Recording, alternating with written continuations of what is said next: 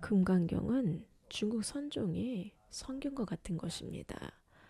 달마 대사가 인도에서 천법을 중국으로 가져왔을 때 제자들에게 이 금강경을 처음부터 끝까지 외우라고 했습니다. 그게 수행의 일부였습니다. 한 번은 중국에서 불교가 박해받을 때 한 수행자가 박해를 피해 산속 동굴로 도망갔습니다. 급하게 도망가느라 아무것도 챙기지 못하고 금강경 한 권만 가지고 갔습니다. 그래서 매일 그 경을 읽고 외우며 수행했습니다. 결국 그 수행자는 깨달음을 얻었고 금강신을 성취했습니다. 이것이 바로 이 경을 수행한 감흥입니다. 경에는 이런 힘이 있습니다. 경을 외우기만 해도 집중력이 자라고 지혜가 열립니다. 그래서 불자는 경전을 외우고 독송하라고 권합니다.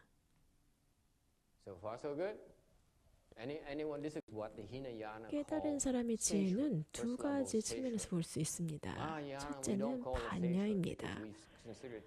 반야는 산스크리트어로 지혜, 출세관적인 지혜를 뜻합니다. 깨달은 사람들이 가지는 지혜입니다. 이들은 공과 유를 받아들입니다. 공하면서도 공하지 않은 상태를 이해합니다. 아무 것에도 집착하지 않습니다.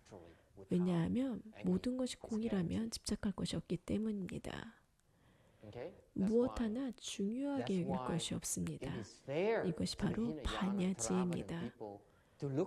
모든 것이 공하니 집착할 것도 없고 집착할 이유도 없습니다. 모든 것은 본래 잠시 동안만 존재하고 덧없기 때문입니다. 또 다른 측면은 유입니다. 지혜로운 사람들은 깊은 선정에서 팔정에 도달하면 공을 이해합니다. 공을 완전히 이해한 것이 아니라 가까워진 것입니다. 마음이 공과 비슷한 상태에 도달했습니다. 하지만 아직 공을 깨달은 것이 아닙니다. 팔정에서 진짜 공을 이해하는 구정으로 가기 위해서는 엄청난 장벽을 통과해야 됩니다.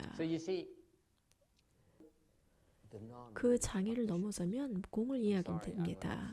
하지만 그 후에도 더 오랜 세월 동안 더 많이 수행하여 진공에 도달합니다. 진공을 이해하는 경지는 부처님과 깨달은 보살들의 경지입니다. 아라는 이들이 이해하는 것은 진공이 아닌 공입니다. 아라는 공을 이해했습니다. 그들은 자유롭습니다. 무엇에도 집착하지 않습니다. 차에도, 절에도, 음식에도, 옷에도, 돈에도, 어떤 것에도 집착하지 않습니다. 수다원은 성인의 지혜에 입문한 사람들입니다. 자동적으로 그 흐름을 따라가면 7생 이내에 아라한에 도달하게 됩니다. 아라한이 되어야 비로소 공을 이해합니다. 나를 비우고 생각을 비우는 경지입니다. 어디에 있든 완전한 편안함과 자유로운 상태입니다. 이후에도 계속 수행하면 진공에 도달합니다. 아라한들은 자신들이 비었다고 생각하지만 대승에서는 그것이 아직 진공이 아니라고 봅니다. 아라한이 보는 공은 일부이고 대승의 공은 우주 전체입니다. 그래서 대승의 수행이 훨씬 더 어렵고 깊습니다. 진공을 증득하면 집착이 완전히 사라집니다. 그 단계에서는 더 이상 유를 거부하지 않습니다. 유는 공의 반대입니다. 유란 존재하는 모든 것을 뜻합니다. 한쪽 끝은 공이고 한쪽 끝은 유입니다. 불교의 성인들은 이 두 가지를 모두 이해합니다. 유는 우주의 상태입니다. 우주는 수많은 세계들로 이루어져 있습니다. 은하수도 수많은 세계 중에 하나일 뿐입니다. 우주에는 셀 수 없이 많은 세계가 있고 각각의 세계에는 각각의 부처님이 계십니다. 동방에는 약사 부처님이 계시고 서방에는 아미타 부처님이 계시고 이 세계는 석가모니 부처님의 세계입니다. 이것이 대승불교의 관점입니다. 반면 소승에서는 오직 하나의 세계, 석가모니 부처님의 세계만 있다고 봅니다. 그래서 아라한의 지혜는 한정적이고 대승의 지혜는 전체입니다. 아라한은 한 세계만 보지만 대승은 무量세계를 봅니다. 깨달음에 이르는 또 다른 길은 정토문입니다. 정토 수행은 유에서 출발합니다. 정토라는 세계를 믿고 불명을 명송하면서 수행합니다. 유에서 출발해서 수행을 통해 점점 공으로 나아갑니다. 정토 법문은 유에서 출발합니다. 다른 세계 정토를 완성하는 것이 목표입니다.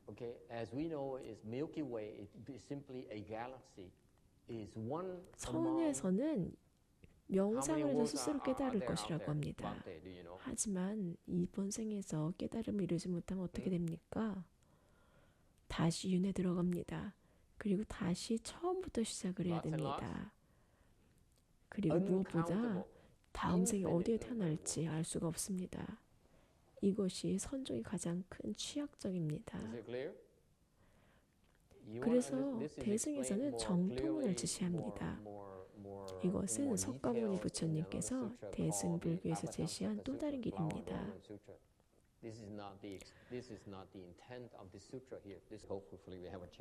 정토는 천국과 비슷합니다. 하지만 천국보다 훨씬 더 좋습니다. 천국에서는 올라가서 어느 정도 살다가 복을 다 쓰면 아래로 떨어집니다. 반면 정토는 그곳에 가면 부처가 될 때까지 절대 나오지 않습니다. 정토에 가면 보장됩니다. 죽기 전에 부처가 되는 것이 보장됩니다. 하지만 여기 현실의 문제는 누구도 부처가 되지 못한다는 것입니다. 이번 생에서 부처가 될 수가 없습니다. 여러분은 어떨지 모르겠지만 저는 이번 생에 불가능합니다. 그래서 부처님께서는 정토로 가라고 했습니다. 거기 가면 한 생이 부처가 됩니다.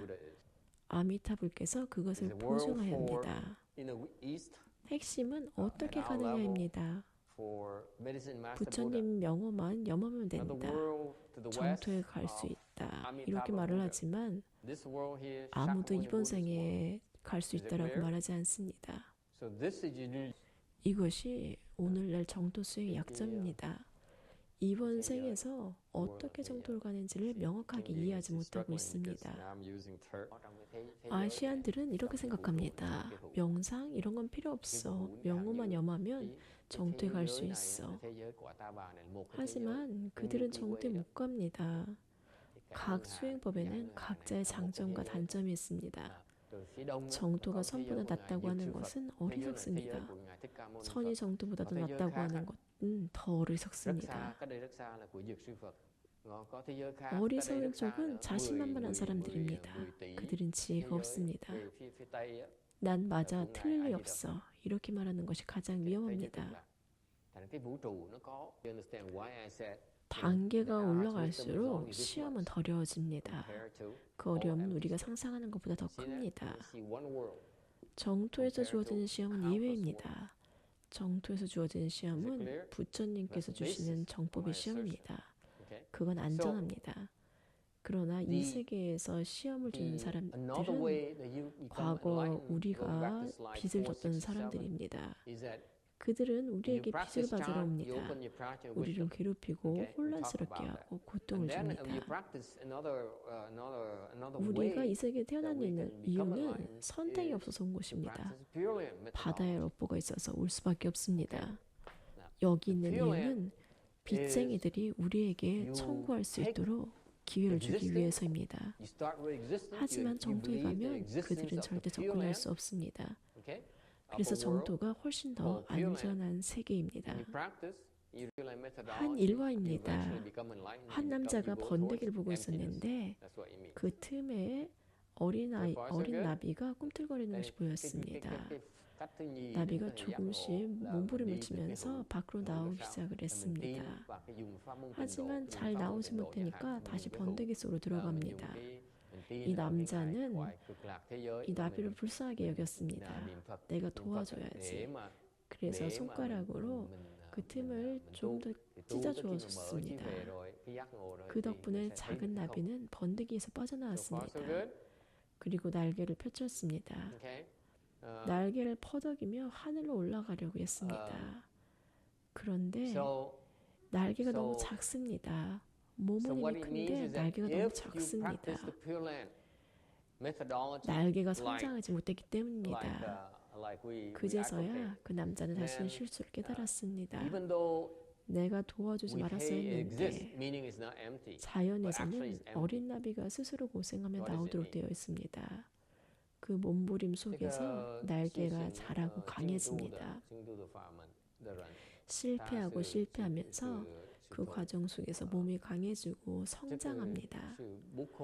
나비는 몸부림을 쳐야 합니다. 밖으로 나가려고 밀고 실패하고 또 밀고 실패하고 그 과정에서 날개가 더 크고 더 강해집니다.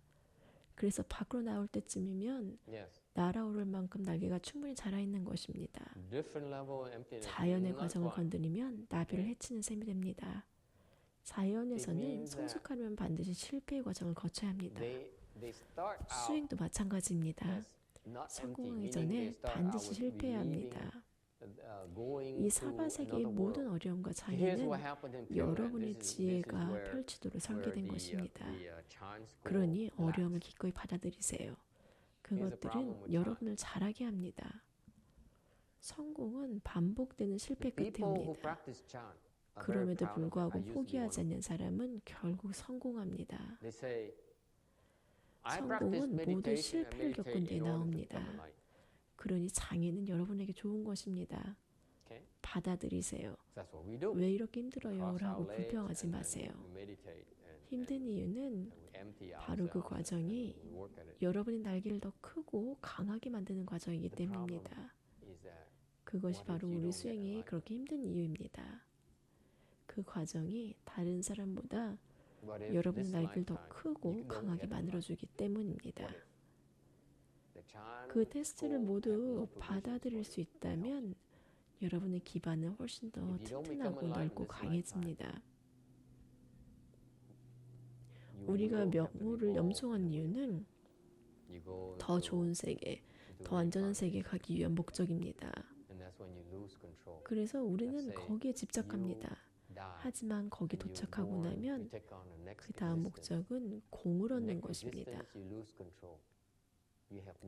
정토에 가는 이유는 거기가 공을 얻는 데 가장 유리한 곳이기 때문입니다. 선수행자들은 나는 바로 공을 얻겠다, 당장 진리를 열겠다라고 말합니다.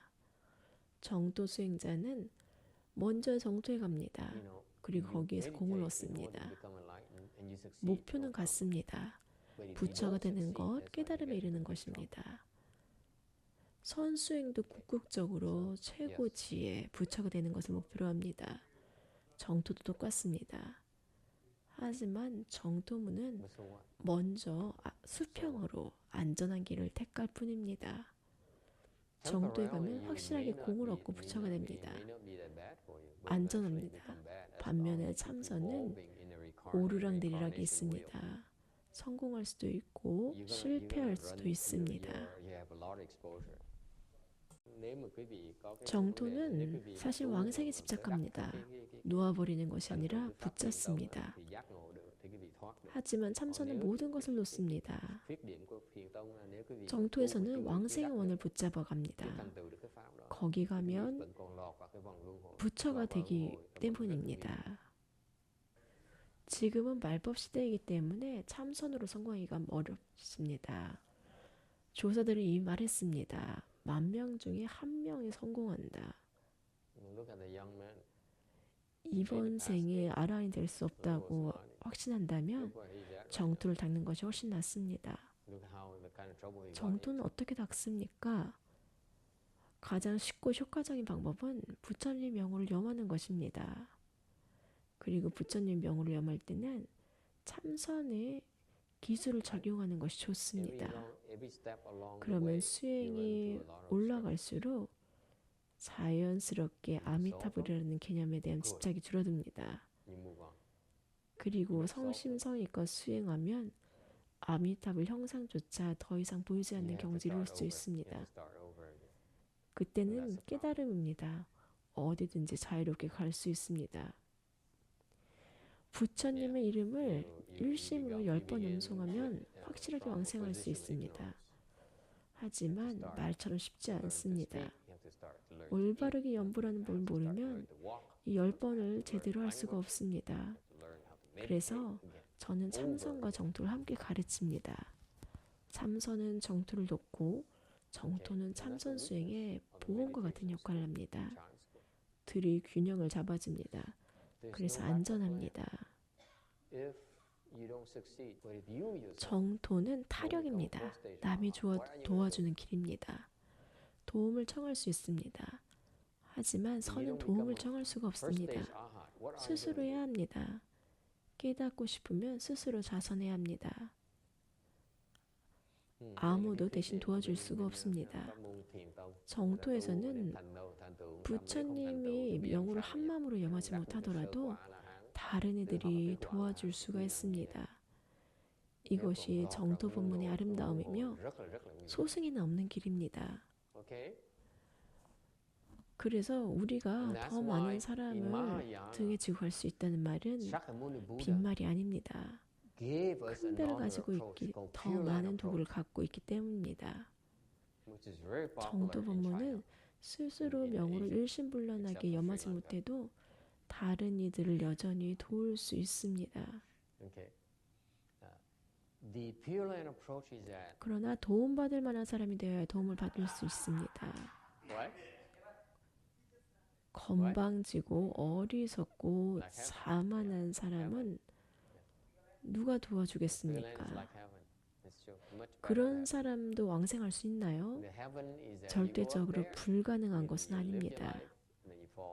하지만 왕생하기 어려울 가능성은 높습니다.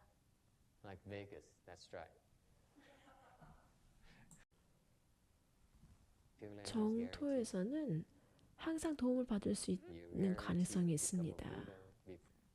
당신이 표가 있으면 그들은 당신을 거부할 수가 없습니다. 아미타불께서 정해놓은 기준이 있고 그 기준을 충족하면 당신은 탑승할 수 있습니다. 복만 있으면 문제 없습니다.